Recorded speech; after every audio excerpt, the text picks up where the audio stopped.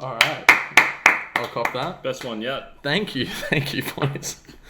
Alrighty. That was He Needs Me by Shelley Duvall. Speaking of He Needs Me by Shelley Duvall, it's funny we would play that because today we're going to be talking about Punch Drunk Love by Paul Thomas Anderson, which contains that song. Isn't that funny? That's hilarious. What a coincidence. That's insane. It's wild, isn't it? I just felt like playing it, you know? Oh, so that was improvised. Yeah. Nice. Yeah, I didn't even have to look up the music and practice. In our last installment of the Paul Thomas Anderson Director Analysis series, we looked at the 3-hour epic Magnolia.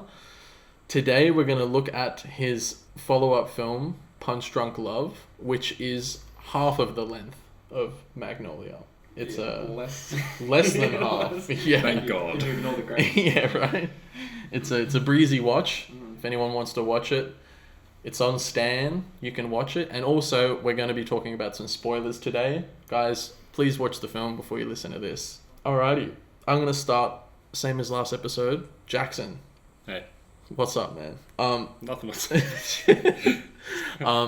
What did you think of Punch Drunk Love? I was really happy to watch a PTA film that wasn't 3 hours long with 100 people in the cast, to be honest.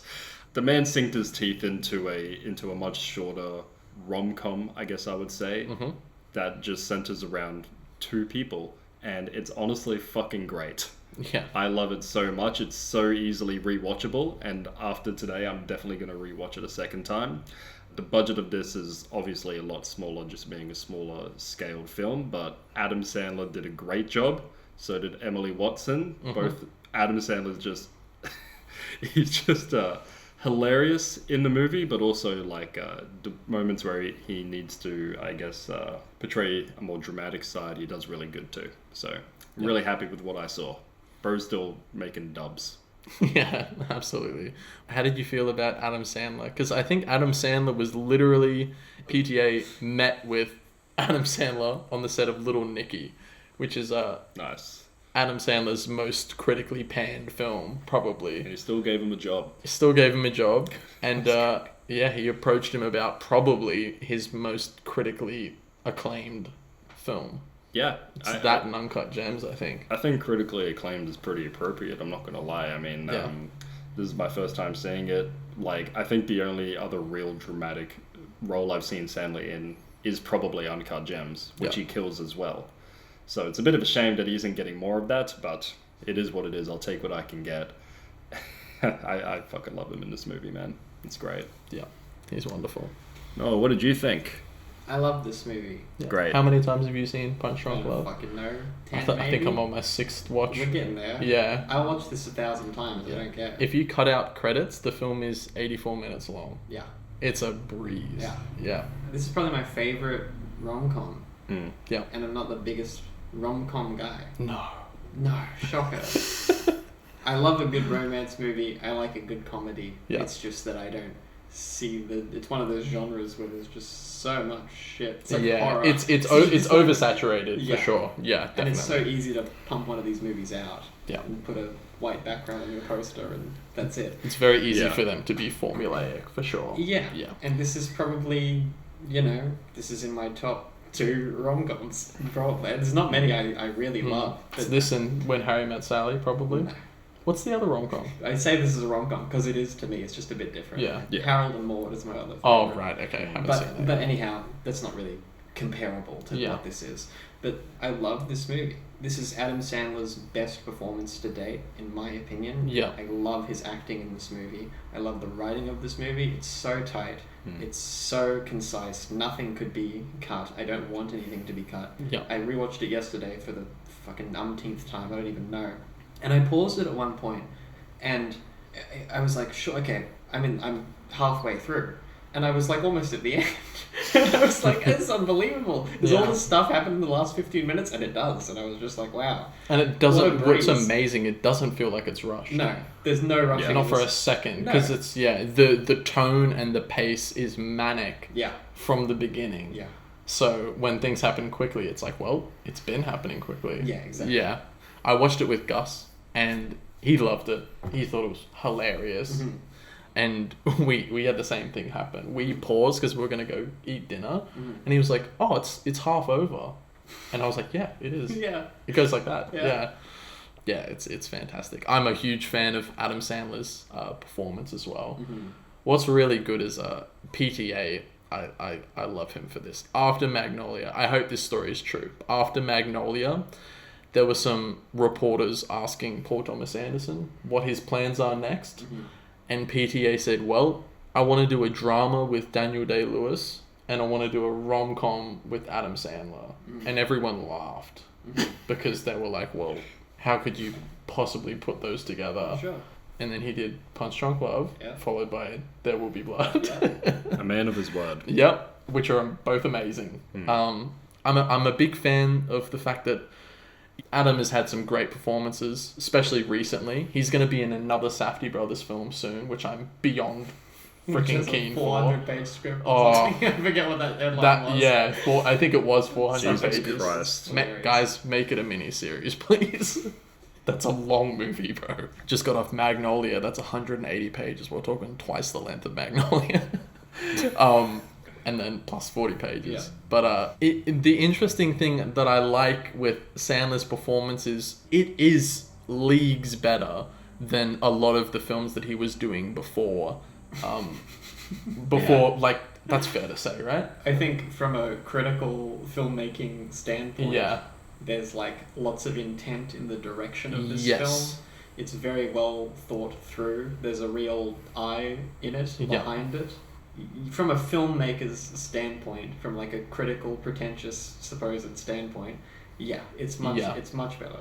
Definitely. but what's interesting about it as well is like, I just love Paul's eye and his balls. The balls Paul had to bring Sandler on with his brand of films that he'd created with Boogie Nights, Magnolia, Hard Eight, and put Sandler right smack bang in the middle of his next film. The fact is, like, obviously, as we're saying, like, the performance is a lot better than Sandler's previous work. I love Happy Gilmore. I love Billy Madison. I'll watch him. I'll laugh my ass off.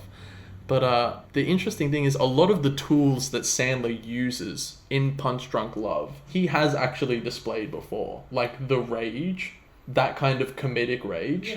We're all familiar with it. You know, him getting quiet and getting nervous and being like a bit of an immature person surrounded by like adults. Like we've seen that before from Sandler. There's things that PTA would have seen that like translate as well into the film. The only thing that that Sandler does in the film, that he does a couple of times and he does it amazingly well, that I've not really seen in Sandler's filmography before Punch Drunk, was like break down and cry. Like really cry. I'd not seen that before. But everything else is just new, but PTA put it in this context and gave him this direction that just elevates everything that Sandler can do. I think if you're going to be somebody who's going to make the argument that Adam Sandler can't act, first of all, you're wrong. But but the reason that's a bad argument, I mean, first of all, you're probably not watching his movies. Adam Sandler's a great actor. It's just the case of every other actor ever. It's like, if you never gave really, really great actors really, really great roles in great scripts, you would never know what they could do. I don't think that Paul Thomas Anderson had balls to put Adam Sandler in his movie. I think he had balls, or either he just didn't care, about the ridicule that he might endure for doing it. Because everybody thought of him as like, you know, some sort of savior of Western cinema, at least overseas. Which is very evident in that Cannes press conference, where it almost seems like everybody in the audience is mad at him for putting Adam Sandler in the movie, as if he's not even passive aggressively. No, just really they're rude. just actually mad. They're really disrespectful. They're really rude, and they don't care about being rude and disrespectful because they're like, you were the savior of the West, and you were making movies that were like European in some sense, with all these like themes of sadness and loneliness, and you're not afraid to make movies that make your audience confront things, and we think of that as being like more European-centric cinema. But he wanted to do what he wanted to do. And the fact that you would, like, go out of your way to, like, shit on the guy for making an incredible movie, well, I think it's the best romantic comedy ever made, because there's a guy in it who you associate with box office, is just, like, so pretentious. Yeah. I don't care. It's super, super pretentious. It was a genius move from PTA. Yeah. It just has everything that makes the film, marketable. Not that PTA was having a problem with profit. Boogie Nights and Magnolia were very successful. Yeah, right. Now you've got the box office superstar, probably of the time, one of. Yeah. You're putting him in a PTA film, which is an automatic conversation starter. Because it's like, what is Adam Sandler doing? Yeah, right. He's in PTA's film? Yeah. I gotta see that shit. Yeah. And then, obviously, PTA is bringing in the quality. So if people want to go see a great movie, like, it's there. I don't think Paul had any intent to make a movie that was box office just by putting Sandler in it. I don't think it was his goal to be like, we're going to make shitloads of money. And I completely agree. Yeah, but I'll say this, I don't think Joanne Seller was too unhappy about it when she heard. I mean, Well, how easy to get funding. Right. Especially it's like, hey, we only need funding for now an 84-minute film, plus we have Sandler, plus Sandler's, I'm pretty sure, helping produce it. Sure. Like, that's going to get made. Yeah, right. That film. And Philip Seymour Hoffman's adored as well, and we put him in it as well. So I'm sure that didn't hurt the getting the money to make it sort of thing. Let's throw it to Jackson over here. Yeah. Jackson. Hey. What up, man? What do you like about this movie? Yeah. I honestly, I couldn't see any other actor doing this role as well as Adam did. Yeah. If you got any sort of actual dramatic actor, would not have worked different. the same way, because this character is he's such an immature, neurotic person who is very quick to go straight to death threats. Yeah. And straight to violence towards his own family members. You look at him and think he's a piece of shit. Yeah. But he's obviously just got a lot of problems that a lot of us do deal with. But Adam Sandler seems to bring this charming quality to this character, which makes him extremely likable. Yeah. So I think casting of Adam Sandler is so fucking spot on. I can't think of another actor that could do it to that level. Yeah. So that's what I really like about it. I did not expect it to be... I thought I was going into a more standard run-of-the-mill rom-com. That probably wasn't formulaic. I just got off Magnolia with frogs. I knew it wasn't going to be a standard rom-com, but I thought... I wasn't expecting the whole... the story plot where his character gets extorted by Photex lines operators. And that really caught me off guard for a second. Mm-hmm. But it did add a level of suspense that I wasn't thinking I was getting into. Yeah. But it made it a lot more engaging, I think, as well. I think Emily Watson was also really good as her character too. She's awesome. Yeah, she's just fucking great, to be honest. And I remember talking about this with Izac at one point as well. Bro, she's fucking crazy, man. She's not a normal person. No, she's a nutcase too. Yeah, they're both nutcases, and that's why they work so well. Takes her fully operable car to the mechanic. Yeah. To try and meet Adam Sandler after seeing a photo. A photo of Adam Sandler.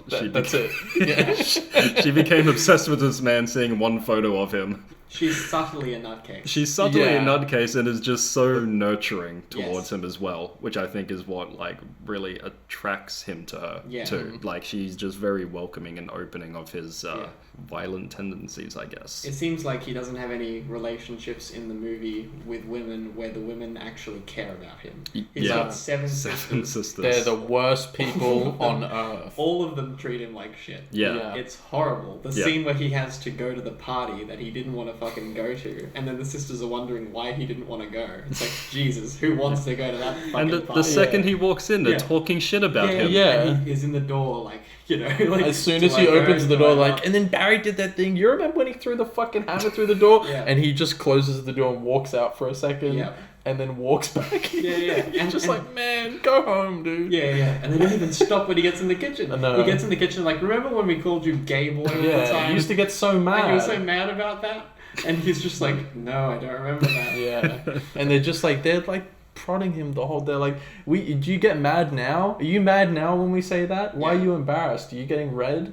Bro, I would get mad. Jesus Christ. Oh my God. I have one sister. That's enough. Imagine 6 I was about to say... It really is just I got a lovely sister. If my sister was more annoying and I had 6 more of them, I would be a fucking wreck. Yeah.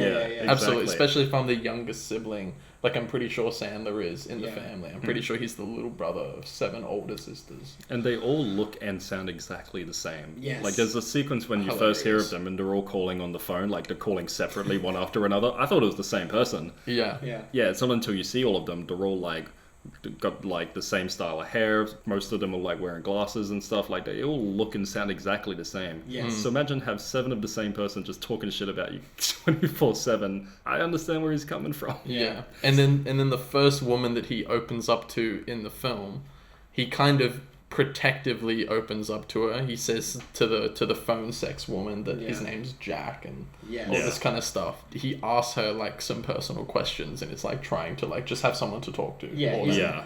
He just needs someone to talk to. He's like, not it's, calling the phone sex No. hotline for phone sex. He's calling because he's really lonely. Yeah. And it's right after he tells his sister's husband that he wants a therapist. Yeah. He like needs someone professional to talk to. Even worse than that, he tells the guy, like, because he obviously doesn't know. Yeah. He's like, you're a doctor, you know, can you help me, basically? He's like, if you need somebody to find you a I can do that. But Barry, I'm a dentist. But it's even worse because then, which is such a brilliant sequence, this sequence that's so anxiety ridden by this amazing score and amazing sound design. His sister shows up, one of his sisters shows up with Emily Watson to his workplace, which you shouldn't be doing to begin with. Yeah. And then she's like, listen, did you ask my husband for a shrink? Are you Or whatever?" okay? And it's just like, And he goes, Oh yeah, no. she says that in Because- front of Emily as well. Yeah. because you know that he told him that in confidence, and then the fucking husband must have Ratted said, him out, Like yeah. it's like Jesus, this guy, like everything, like and you want and Everyone the guy, he opens up to, just yeah, like phone sex woman, he has an intimate chat to, Yeah. extorts him. straight up. Fuck. Because this guy can't catch a break. There's nobody in his life who seems to like support him. At least Apart females, from- apart from the people who he works with, who he's Yeah. great friends at his work. Yeah. There's that guy who helps him buy the pudding. Yes. Huge fan. In that great. We'll get into the Yeah, pudding thing later. amazing in Boogie Nights and Magnolia as well. Yeah. But yeah. While we're on this phone sex thing, something I noticed this time that I hadn't noticed in however many times I had watched it previously is at the very end of the sex scene, she says Barry over the phone to him. She doesn't say Jack. Oh, because she's got his details up. Which is like a little hint to the scene that is like literally the following scene that Yeah. she knows who she is. It's She like, says hey, I Barry. need some money. Yeah, Yeah. it's not acknowledged. He probably didn't notice, Yeah. but it's great. Because he's like undoing his pants at Yes. that point. He's Yeah, probably yeah, gonna. yeah. Yeah. Man. Something that you said, well, I think both of you guys said, is like all of the sisters kind of appear and sound the same. Yeah. Like when he keeps going back to the phone to talk to them, it's the same dolly move. He's talking to a character that's Yes. left of frame. Yes. The dolly moves to the right. He moves back to the left of frame, moves back to the right when he has to answer the phone. Yeah. And it gets worse when he has to go to his office to answer the phone. And it's like, and in that same sequence as well, the phone sex woman is harassing him. Wait, no, it's after. It's not that, because that's pre-dinner. And he calls, Yes, yeah, sorry. yes. But later on, there's a similar series of phone calls, and not only are his sisters harassing him, but the phone sex woman is trying to steal his money Yes. and saying that he's going to start a war if Yeah. he doesn't give her $500. Like, This man answers so many phones in this He does. every fucking turn. Yeah. He's trying to sell a plunger, 7 phone calls from 7 sisters, and I love that fucking phone call. A few of those are great. A lot of them are great, but like my favorite one is when she's like, I can't really chat right now. He's like, did you just say chat? oh yeah. Did you just say chat? When did you start saying chat? He's like, I have to go deal with my customers now. I'm sorry, I can't talk to you. He's like, okay, goodbye, you fucking phony, chatty piece of shit. Yeah. It's such a great line. And he's just like, he's like, how can I help you? And She's at the party later and she's like, oh, it's Mr. Chatty Man or whatever. oh It's yeah, it's like, it's oh, so not funny. you again. Yeah. The absolute anxiety of that showing up to that house party and all his sisters being Oh. total dickheads to him. He even says something wrong. He's like, how are you going? He's like, going very food. Thank Oh you." yeah, oh yeah. I'm Oh, very yeah. I'm very food. And he says, you might want some food because you want to eat or whatever. And they Yeah. keep ragging on him. Mhm. And then he just fucking annihilates his last words. He smashes the the reinforced security glass Yeah. sliding door. Yeah. We'll get into that later. Yeah. And he, then they kicks the shit out of it, and it breaks into a million pieces. With one kick, With too. one Just kick, and it's and broken. then the second one he punches it, and it breaks. And their response to that situation isn't, "Are you okay? Calm down." It's, "What the fuck, Barry?" Yeah. More yelling, Yeah. more fucking just noise. Yeah. It's Excuse so my painful. language, but even one of the sisters says like, "Barry, you fucking retard." Yeah, like, yeah, I'm not a fan of using that word, but that's the line. Yeah. Like, it's rough. Yeah.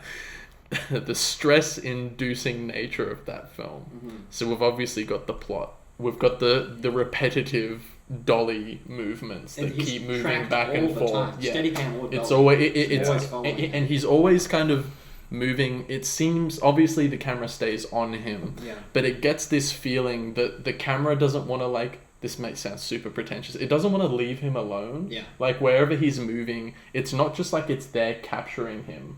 It's only there capturing him moderately still when he's in moments of pleasure. Mm-hmm. In other moments where he's like moving away or running after the phone or trying to sell the plunger, Yeah. it's moving and like chasing after him, pushing, dollying. Yeah.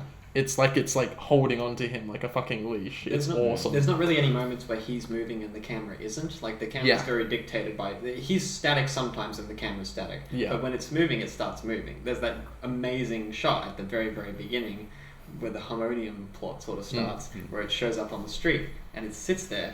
So the scene after that, where he goes back to it and he like looks left to right on the road. Yeah, You get and it's the all- profile and the front and then the other profile Yeah. and then back to and the all front. static. Yeah, and then he picks it up pretty much because I suppose he either wants it or he doesn't want it to get hit by a truck because the truck comes past and it's so loud. It's like deafeningly loud truck, and he picks it up and runs it with this like coffee container thing over Yeah, it. bouncing on the top. Oh, it's hilarious. And that I love that because he's like that bit later on in another context. That camera you would dolly with him. Yes. It just stays at the end. Yes, it just still, follows it, and yeah. he runs after it Yeah, because yeah. this is his. Peace. We'll get into it, but it's his salvation. Yeah, Yeah. it's his peace. Yeah, he yeah. loves. He just always goes back to the harmonium when he just needs to fucking calm He down. tries to fix it, tries to duct tape it back together. Yeah. And all of the sound design elements, the score, the stress, everything.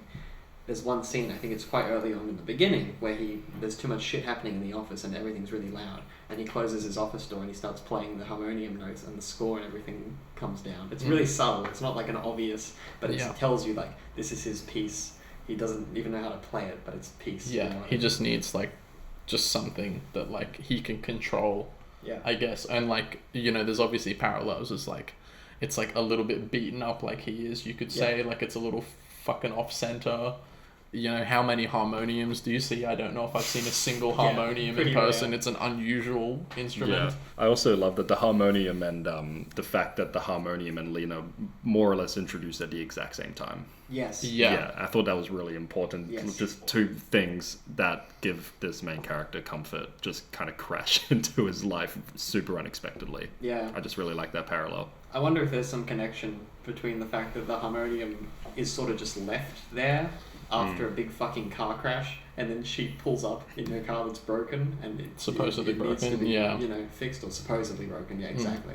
It's that car crash at the beginning is just the I most love it. amazing shot. How it It's so crashes cool. is incredible because when you're watching it, because they've had a couple of cutaways to the street beforehand, so you Yeah. just think it's another Barry looking at the quiet morning Yeah. kind of thing. Yeah. But how it crashes, it's not like it swerves heaps and then it flips. No. It's heading straight on and it just catches the corner of something Yeah. and does a full Yeah.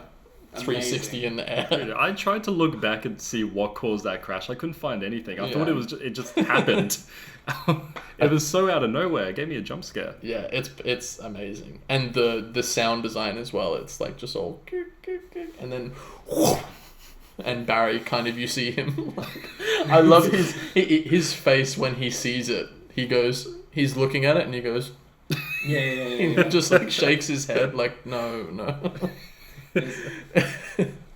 I have a feeling that whole thing, because, you know, it's never addressed again where the Yeah. hell the harmonium came from. You assume it Yeah. has something to do with the car crash, because at the same time, a white van pulls up, dumps the harmonium, and keeps drives going. off. It's like the two cars may be related, something like that. But it feels like this sort of call to action that's almost introduced by Paul himself. It's like Paul could be the guy putting the harmonium on the side of the street and being like, you're a character and you're doing well in life and everything, but his sisters always say to him, like, you never do anything, you never whatever. It's like maybe he just needs a bit of a kick or a bit of agency. Yeah. But it's not agency in the way where it's like, here's this element of stress. It's exactly the opposite. It's like, here's this thing that you need, which is some peace in your life that will calm you down, but will also sort of jumpstart this train of events that's going to be incredibly significant to you. Like, there's an interview with Paul, I think it was on Charlie Rose, where he asked Paul what the movie was about, and Paul's like, it's just about a man who's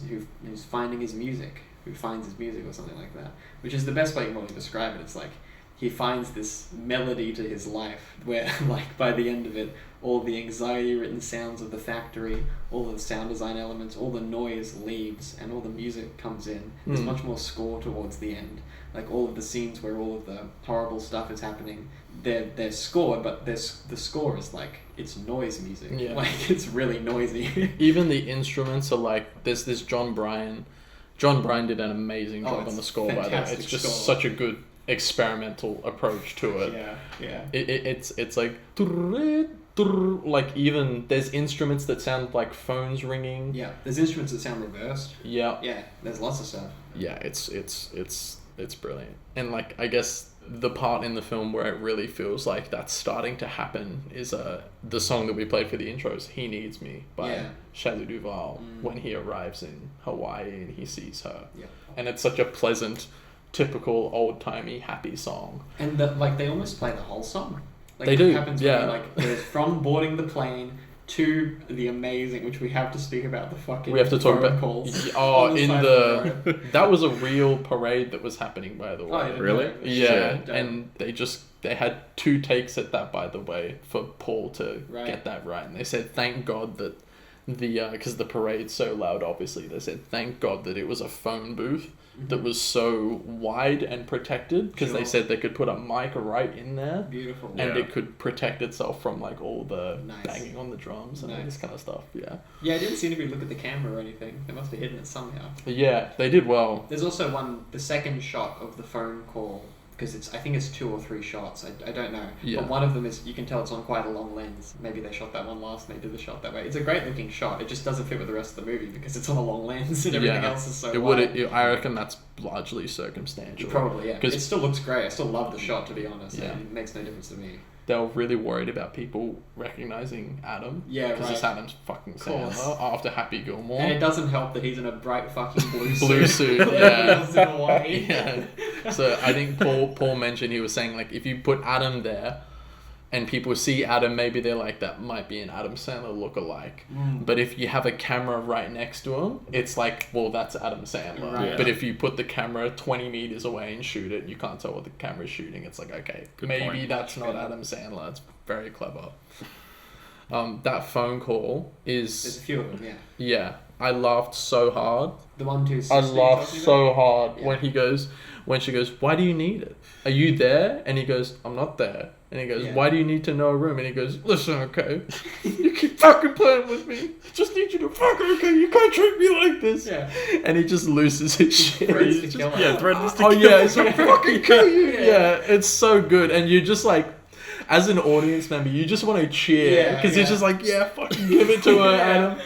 You can tell that these sisters have been torturing him, obviously, his whole life. Yeah. And he's just like, it's like, let her have And this it. is- Get that number. This is the sister that wanted to set him up with her. Yeah. And, Man. it's just deplorable. But, like, what he does is fantastic. That's fucking amazing. And I love that once he calls her and she responds and she's so happy to hear from him. He's like, hey, when's the last time you had a boyfriend, sister? And she says, oh, about 6 months ago. Yeah. When's the last time you had a girlfriend? He goes, you ever been married?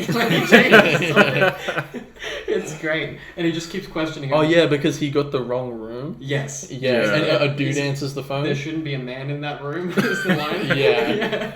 yeah. It's like, And yeah, she's but... like, you want to meet up in person and talk about this stuff? And he's Yeah. like, sure. And you never see the conversation. Yeah. It's just there's a band playing, and then they go up to him and her, and they say, there's like one line, and she says, you got me out of my room, or whatever. Yeah. Thank you for getting me out of my room or whatever. He says, no problem. Oh yeah, when they're at the hotel, they're sitting down just for like dinner. That's their whole conversation. Yeah. And then she stands up and he's like, I guess I have to stand up. No one's touched their drinks. Yeah. They just walk It's like, out. I'm just gonna walk with you. Yeah. And then he holds her hand. He puts his hand out, and she realizes a little bit late. Yeah, it's great. I love it. There's And the you get the vignette. Oh yeah. Oh, yeah. It's beautiful. So gorgeous. There's that beautiful. Such a big fan. It just made me laugh again. Like, that's another thing. It's Jackson. You were saying like you couldn't really put any other actor in that role. I totally agree, and a big reason is because it's not nearly as funny. Yeah. If you put like Joaquin Phoenix, one of the best actors to ever live, right? Yeah. If you put him in that role, I don't think it's as funny. No. Adam just has that tone. He has that look about him. Just when he gets nervous, that is just so fucking hilarious. I can't articulate why. He does anxiety ridden so well. He's the And best. He has such a breathy voice, like a back of his throat sort of voice. Like anytime he has to give a serious conversation with anybody, he just, even when he's angry, he's like shouting through breath. Like there's not much tone in his voice.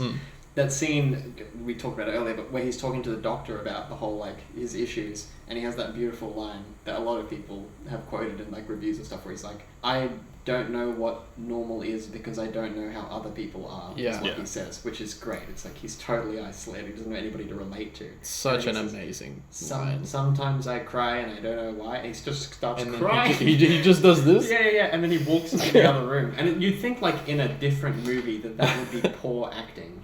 But it's not poor acting. It's who the character is. And Yeah. This is the kind of guy who sees Emily Watson or his sister walking into his workplace, and he just goes to hide around the corner. He can't like let them know that he was looking at them. He had to pretend that it was like, oh, I didn't see any of you coming. He goes to sort of hide in his office that is 100% windows and transparent. Yes. Like, fuck. It's funny because like one of the things that I don't know if there's something to this, but one of the thing he hides behind is the harmonium that's on the desk. Yes. It's the only thing that Yeah. they can't see through in that office. He goes, Absolutely. sits at his desk behind the harmonium, pops out, oh hey, how's it going? Like I didn't even know you came in. I'm so busy. Blah blah blah. It's it's so good. Like and like the Hawaii entrance scene. I don't know if this was Paul's idea. Apparently Paul let Adam improvise a lot. Yeah. He gave him like the checkpoints for the scene that they got to hit, but he was more or less like, if you start here and end here, you can improvise a bit. Sure. And they're in the hotel, they see each other and they walk towards each other. There's those front dolly in shots, and then they hold each other and it's silhouetted and people are walking by. It's the poster they kiss shot with the thing in the front. the beautiful It's the archway best shot. So That gorgeous. shot's insane. Yeah, and then like people walking by them, like not really noticing them, is just like, that's the whole film. Yes. That shot is just them like holding each other with everyone, just like manically running through their lives. They're Like two insane people who found each other somehow. somehow by some fucking chance. But when they walk towards each other, she's just walking normally, but Adam walks with his hand out. Yes, to yes. shake her hand. Yeah. And then as soon as they hit, they just It's beautiful. I love they it. embrace each other and kiss, and oh man, it's so funny. I have to assume it was directed, but after they kiss, both their heads tilt down, like so they're like forehead to forehead almost, and it's like the mimicking of like you see swans in nature, that sort of thing. It's like surely Paul directed that because he knew it would be a silhouette. And he was like, that's the mimicry of the love heart shape that do. It's just great. Even the archway, like I don't know if it's a perfect thing. Something tells me it like kind of has like an arch in the middle. Yeah, it's very classic lovey. Like I don't know. It's just. It's so beautiful. Yeah. I love it. And it's not, it doesn't feel cheesy at all. It feels like they really need each other. The whole film's so fucking weird. Yeah. Like doing directorial stuff, like those choices that would be out of place, like, or you would go, oh, that's bullshit cheese in like a movie that's really focused on being like a straight drama with no cheese. You couldn't cut that stuff. You couldn't put it in there. But there's a lot of that stuff that's really weird. Like the scene where he beats the shit out of the bathroom at the restaurant, and the sound is intentionally overblown. Yeah. It's intentionally like the whole thing is peaking. Yeah. It's fucked. But like it works so well, and like I think that also has to do, maybe that was a practical thing they were finding, or just maybe that's how fucking loud it was when they were recording the audio in that bathroom. But it's what it sounds like. That echo is just really overpowering.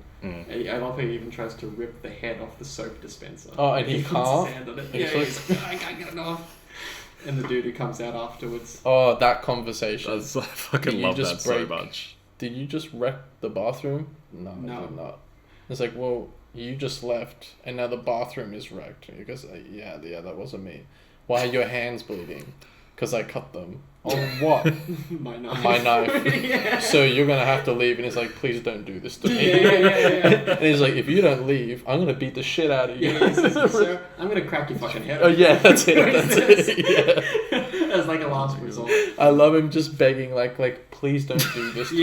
Yeah. He's it's like, great. I'm literally here with, like, the Yeah. one And he's girl having a in the good world. time. He- too. yeah. He's loving it. He's like telling her about some radio DJ. Oh, I love that story. The story is not funny at all. No, it's not. But they are both enjoying the shit out of Yeah, it. And you can yeah, just yeah. tell it's like, those are the only people who are both going to really like that Yeah. story. Because it's like, the story is, he says he's like, oh, my favorite DJ Justice. He's talking to people about yearbook quotes. And Yeah. someone calls up and says, oh, I love my yearbook quote because it was from an old philosopher. And he goes, okay, what was it? And he said, confusion say. And then he said, and then DJ Justice says, do you mean confusion or Confucius? And he goes, and I just love him because he tells it how it is. Yeah. That is a non-story. Yeah, it's a non-story. There's nothing It's a to terrible it. Story, but she laughs. They are like dying it's the laughing. funniest thing in the world. Yeah. It's great. It's really good. And he finally shares a little bit of honesty by telling her what's up with the pudding. Yes. Yeah. Yeah. He can finally, like, just...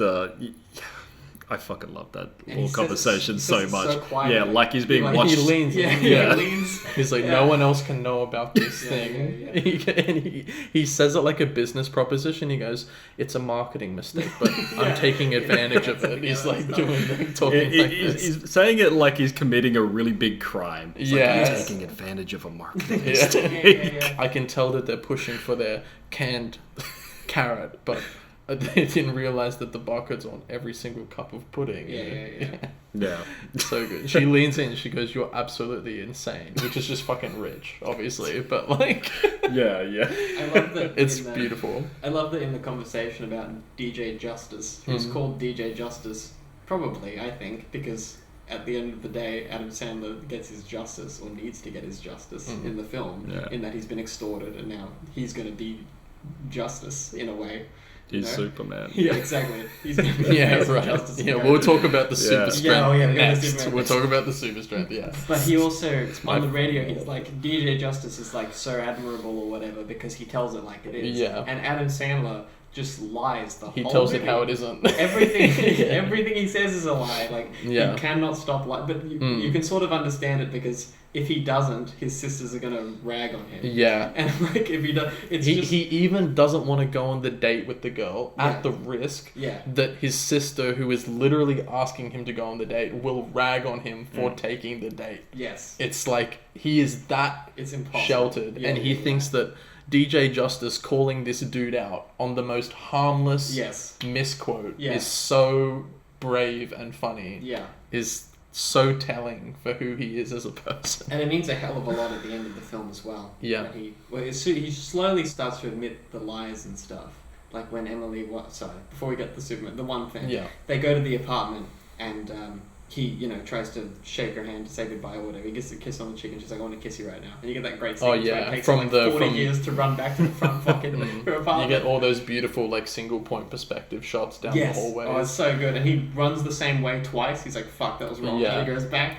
Who hasn't done that shit? And then and then they kiss each other and he like hugs her and he's like, I don't freak out, okay? I don't. No matter how many times my sisters say I freak out, I don't freak out. It's like he's still trying to impress her, you know what I mean? Yeah. And she just like, okay, that's Yeah, fine. she doesn't care. Like, she doesn't care. And then at the very end, we'll get to that, but he admits to like lying, you know what I Yeah. mean? Anyhow, but Superman. I'm and like just one last thing is Yeah. like when I'm such a big fan of this. When he finally arrives at the door, he knocks, it opens, and he leans in and kisses her. Yeah. She's right there. Yeah. Because she's been by the door. Right? Yes, waiting. She's not sitting on the couch. She didn't get up and answer. Yeah, yeah. She's waiting for him. Yeah, It's so sweet. yeah. It just shit like that. And she's been waiting there for like 10 minutes. Yeah, because he's fucking, he can't find his Yeah. way through this like white wall apartment. Yeah, yeah. Oh boy. Okay, so one of my favorite things about this film, I don't know why I love it so much. I think it's just really funny. Is the fact that Adam Sandler has somewhat super strength or superpowers in a way. Yeah. Artificially somehow, without explanation, Sure. he doesn't seem to be really aware of it. Yes. Not like, you know what I mean? He doesn't treat people like he's a man with super strength, I'll say. Yeah. But he just happens to be super strong. Elaborate a little bit. What's the evidence for his super strength? So I got examples on examples with got this the shit. receipts. So, yeah. In the opening scene, I remember the first time I saw this film.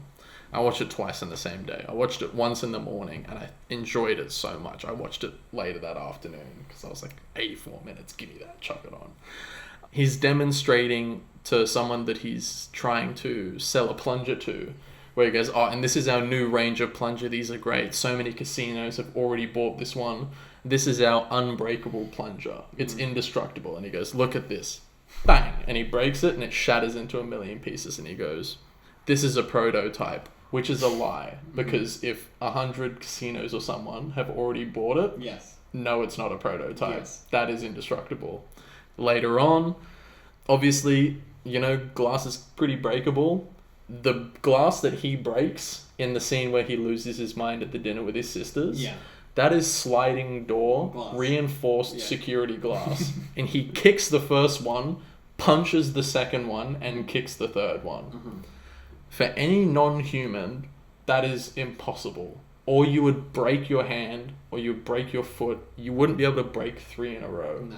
When he picks up the harmonium, he sprints 200 meters back to Yes. his office with it. Yeah. This is a piano. Shit's heavy. You know what I mean? Like, I don't know. It's, so those are the examples. You also, like, I guess you could say him beating up those brothers, like, Yeah. with Yeah. such ease. Yeah. Yeah. Is also, like, a part It's of that. smooth as hell. It's smooth, He, like, picks yeah. the crowbar up, catches it, knocks the dude over the face. Like, it's, Yeah, and they're just fucking gone. Yeah. Probably dead. Yeah. When they push into the 4 blonde brothers, and then it whip pans back and pushes onto Adam. Adam has a stone face, and he just goes, does up his tie, Yeah. and goes, and knocks the first guy off his feet. Yeah. The final guy, who's sitting in the car like this, Yeah. he points at him with the crowbar, and then just leaves it there. Yeah. And he's like, Tell the take guy to it. take And it. the guy takes it, and then he just leaves. It's great. It's awesome. And it like links into, obviously, and I only knew this because of the Cannes press conference. I didn't know where this song came from. The song He Needs Me is from the old Popeye film. Obviously, Popeye, super strong, you know, and has his love, who's very gentle, you know, Shelley Duvall's character. Don't know the character's name in Popeye. And in the end, he has the beautiful quote with, we'll have to talk about Phil Hoffman as well. Yeah. Where he says, I have love in my life. It makes me stronger than anything you can imagine. Yeah, yeah. It's interesting because it's like he had the strength before, but it used to come out in rage. Yeah. But now it's and it was coming like out- misguided. Like he Yes. would accidentally break things. Yes. You know? Yeah.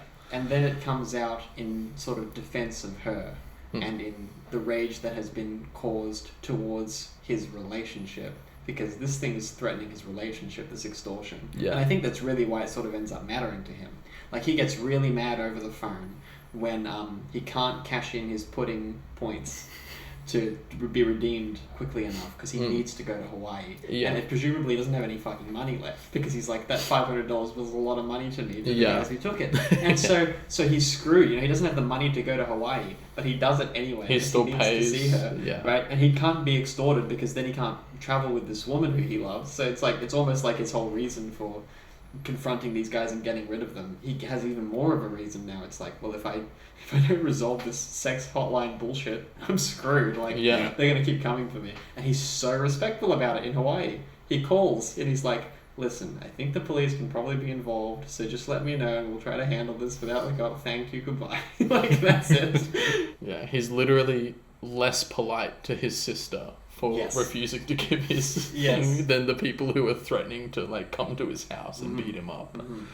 He's even, his politeness gets him beat up too. In the first Yeah. encounter with the brothers, when they're counting the money, he's like, this is what you get for being a perv, right? Oh, and yeah. he tries to explain what the scenario was. He's like, listen, the thing is, she told me she had a fake name. She told me that my security code information was only for and then the guy in the back of the van, who's one of the brothers, comes out and he's like, you fucking with my brothers or whatever. Like, he gets mad at Adam for like, he's not saying anything. He's just being honest about the whole thing and gets punched up the side of the head for it. There's a little moment with Adam as well when the brother's walking over. He says, "Ow, ow, ow," and he hasn't been hit yet. Yeah. He's just so great, anxious. He is. In every fucking scene. He can't take anything, man. His life is such a fucking pool of stress. He's constantly like on edge. Yeah. So it's just every straw is like the last straw. Yes. Yeah. Yeah. It's fuck. It's good. With the super strength, I don't know. I guess. Well, I think honestly you've said it. Like it's nonsensical at the beginning, and then he uses it for good. Yeah. In the end, I guess, to defend his woman. Well, he figures out how to use it in such a way that's actually for good, as opposed to just a way to get the anxiety out of his body. Yeah. Put it that way. Like, Adam Sandler's always in that state of heightened stress, and nobody's able to bring that down in him until he meets Emily's character. Yeah. But that's just what it is. He's that kind of a guy. Yeah. No, she just kind of gives him a healthy way to channel it, I guess. Yeah, exactly. Yeah. Exactly. And I'm a big fan of the fact that, and we'll lead into Phil Hoffman, when he's finally figured out a way to channel his super strength, he confronts the most difficult to confront character in the film, which is Mattress Man, Phil Hoffman. Yeah. Like the worst guy, the most confident guy, I guess, like the most, I guess, careless, how do I say, like, I don't know, sociopathic, narcissistic character. He walks straight up to him face to face in his own house. The great thing about how that's written, it's like a superhero story almost. It's like Barry's got, at the start of the movie, a whole bunch of bite, but absolutely no bark. Yeah. And Phil Hoffman's character has all the fucking bark in the world, but absolutely no bite. Yeah. And then by the end of the movie, Barry has both of those things. And so he confronts Phil at that place. And there's that fucking phone call where Phil calls him up, and there's these amazing shots of like panning back and forth in the office. It might be a dolly, I think it's a pan or whatever. And then Phil's behind the counter of the mattress store.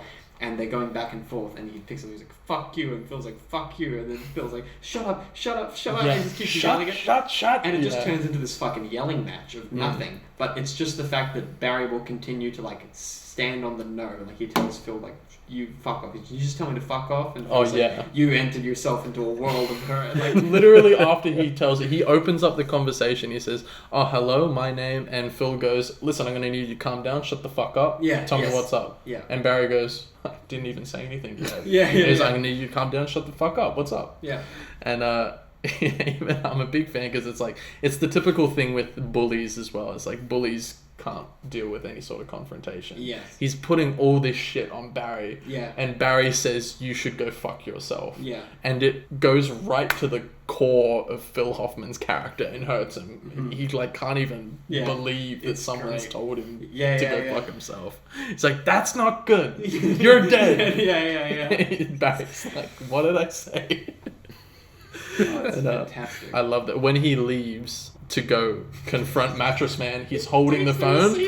He just walks and the cord just pops out. Yeah, and he arrives at the mattress store with the phone, with the cord pulled out. Yeah. So he's just ready to pop again. He made it all the way to Utah. Yeah. Holding the fucking receipt. It's hilarious. Yeah. You have one moment of fear in Phil Hoffman's character. Like, he stands up to him, they're face to face, they have that great conversation. Adam gives him the amazing line about, like, "I have love in my life, makes me stronger than anything you could imagine." Yeah. He's like, I'd say that's that Mattress Man. Yeah. Phil says, "Did you go all the way to Utah?" Yeah, he says that. And he's like, "Yep." And you can see on Phil's face, he's like, "Fuck." Yeah. This guy really drove all the way from the valley to, like, confront me. Yeah. I'm in fucking trouble here. Yeah. He's like, "Did you call the police?" "No." He's like, "I'd say that's that Mattress Man." And then he walks out. I love And this. just the best bit, So much. Phil follows him out and he goes, you fucking pervert. And he goes, didn't I warn you? And he said, that's that. Yeah, he says, that's that again. He just had to get the last little word like a fucking child. Yeah. I'm a big fan of the fact that he didn't even like let Barry win cleanly, because it's like, that's not who Phil is. He's the fucking bully. He had to get the last word in, of course he did. I love that Barry's response to that too is like, didn't I warn you? It's great. Points at him with the phone. Yeah. Like he's gonna kill him with the phone. And then he gives the phone to the guy behind the desk. He gives it to the guy behind the desk, puts it on his chest, and the guy holds it because he doesn't know what to do with it, and he just leaves. It's great. It's such a great scene. Oh, love it. Oh, man. And then he goes back, he has the beautiful makeup shot with, like, I'm glad that PTA still reminds us, like, although we've been focused on the pain that Barry's gone throughout this whole film, we know that he didn't mean to leave the hospital because he's, like, abandoning Emily Watson's character. Yes. But when he comes back to talk to Emily Watson, of course Emily Watson's heard that Barry's left her in the hospital after she's had a car accident. He tries to fix it, and he knows he's doing something wrong when he leaves. Yeah. He, like, creeps out as well. Yeah, and he says he'll be right back, and obviously he has to drive, like, 6 hours or whatever it is. And he asks the person at the front desk of the hospital, like, are you a relative? He's like, yes, I'm a relative. Yeah. And then they're like, she checked out. Well, she's discharged or whatever. Yeah, that last bit, go on. Yeah, he is saying that he's, like, sorry, and you can tell that she's really hurt. Yeah. You know? And it's great, because it's just like, oh, okay, I know that we know that Barry did the right thing, but, like,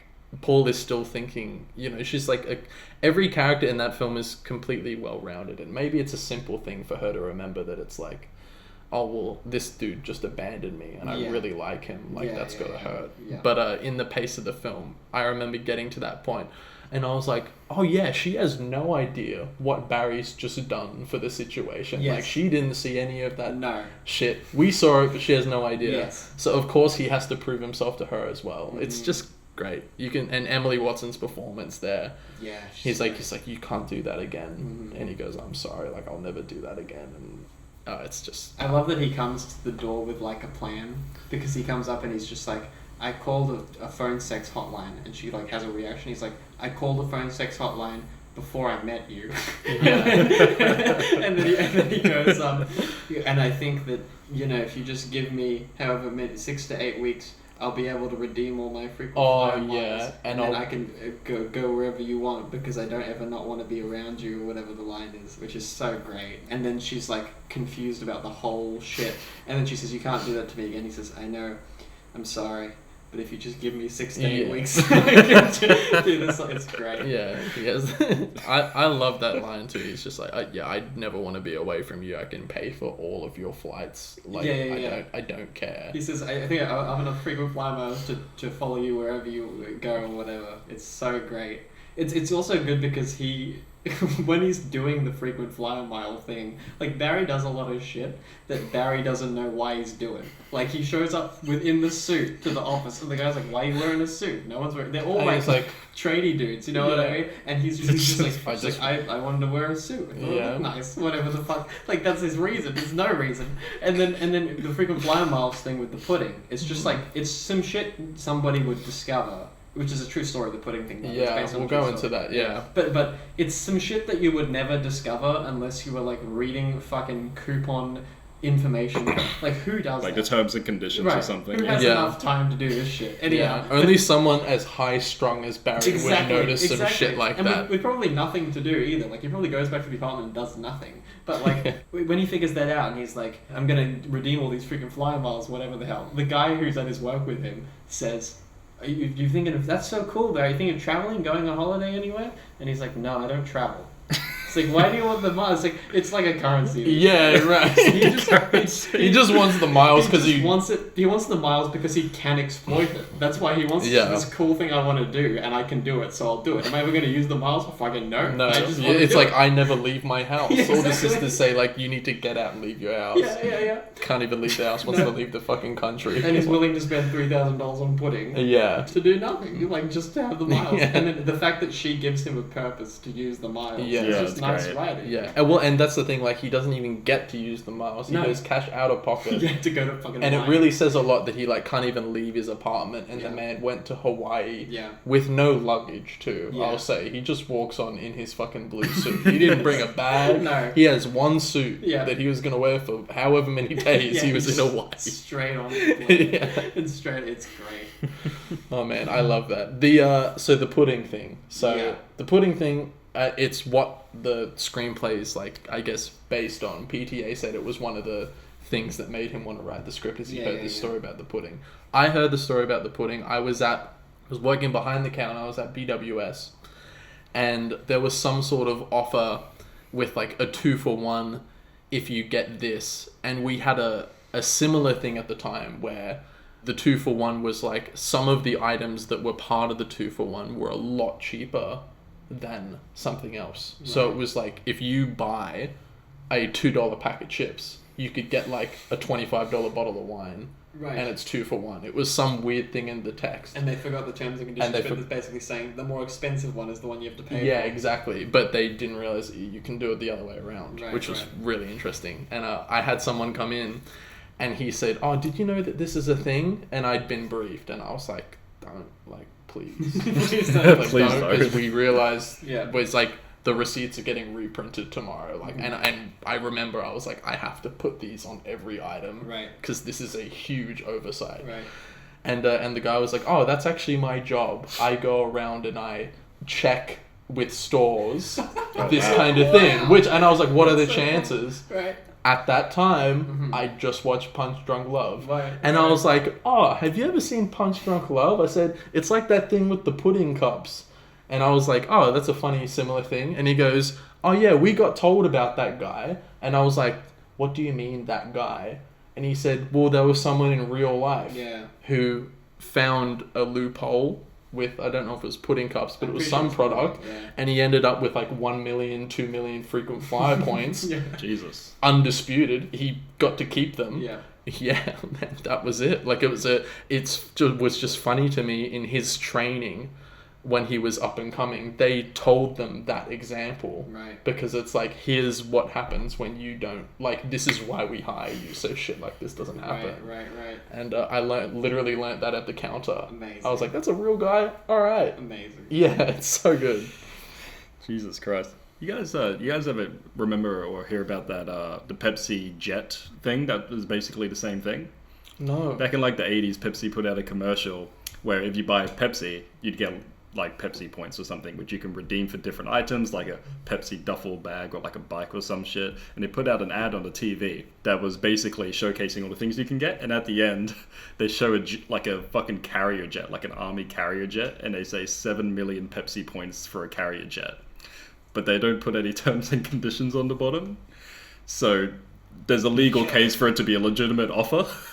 And so there's a kid back then that got 7 million Pepsi points by there was a loophole in the system. I can't remember, but he got it because there's like multipliers and shit where it's like if you get sets, it's like quadruple or some shit like that. Basically that.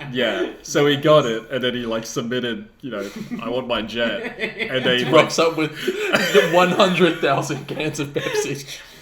And they like mailed it back me like, "Sorry, that was just a joke, but you could have some coupons." And so he sued Pepsi basically. Did he get a carrier jet? What happened? So it's a fucking long story, man. Basically, no, he didn't get the jet. It went to court. Pepsi won, but it was it was like years long.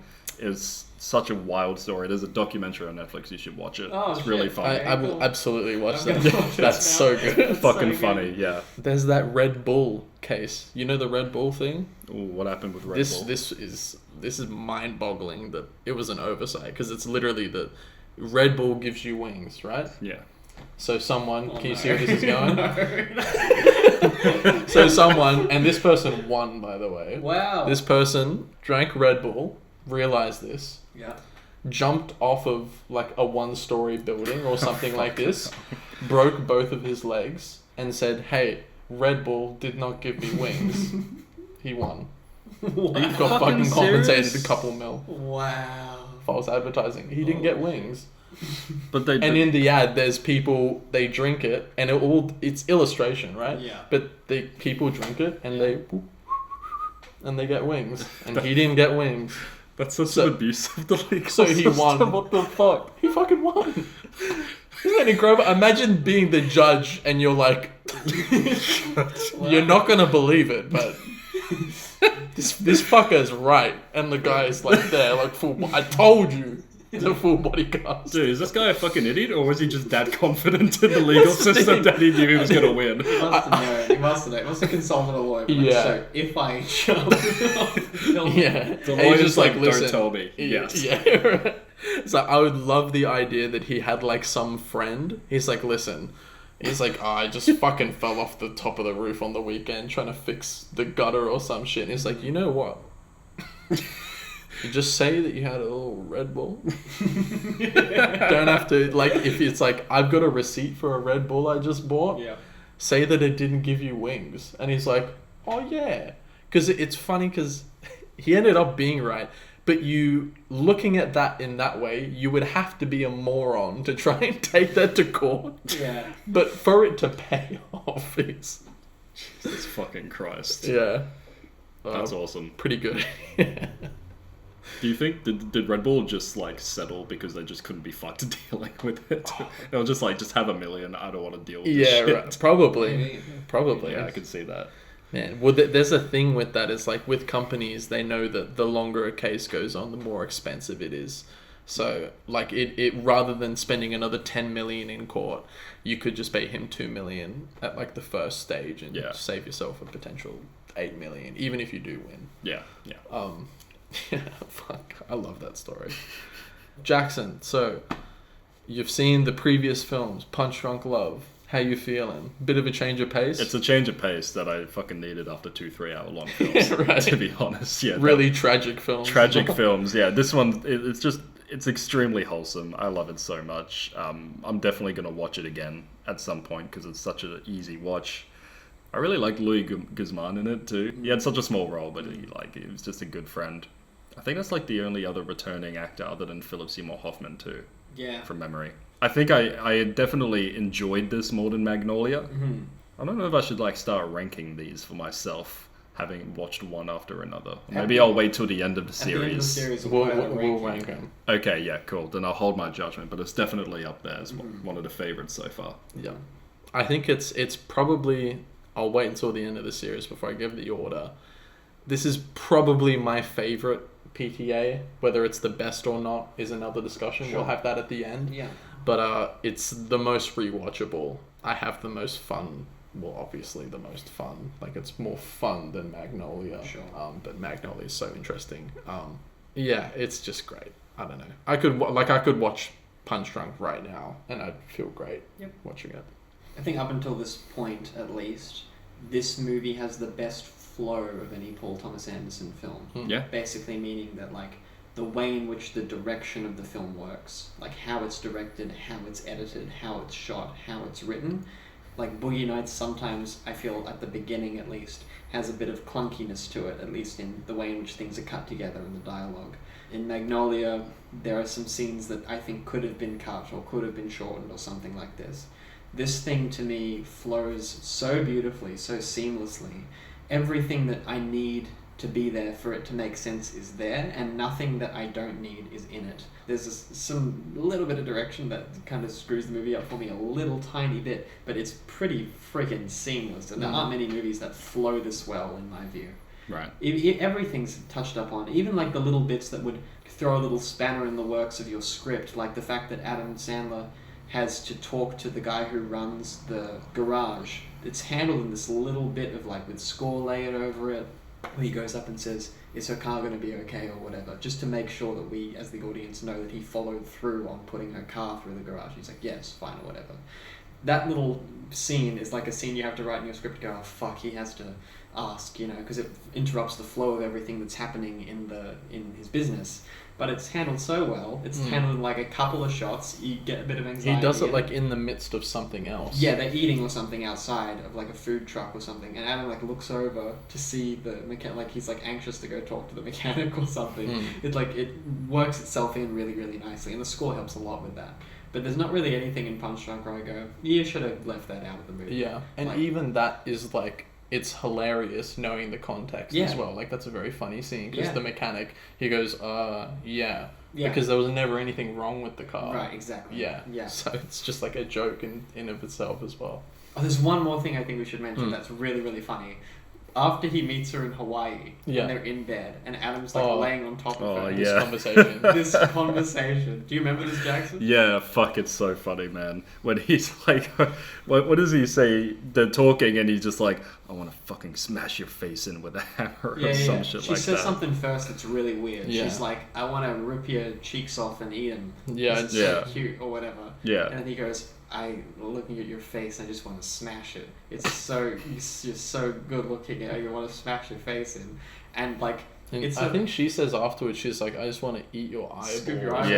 Yeah. It's the funniest scene in like, it's so great because at the end of it as well, it's almost like he doesn't catch on that she's fucking with him. Yeah. Because she says the first line and then he says the second one, and it's much more like aggressive than what she just said. And then she ups the limit of like how weird and violent the whole thing is.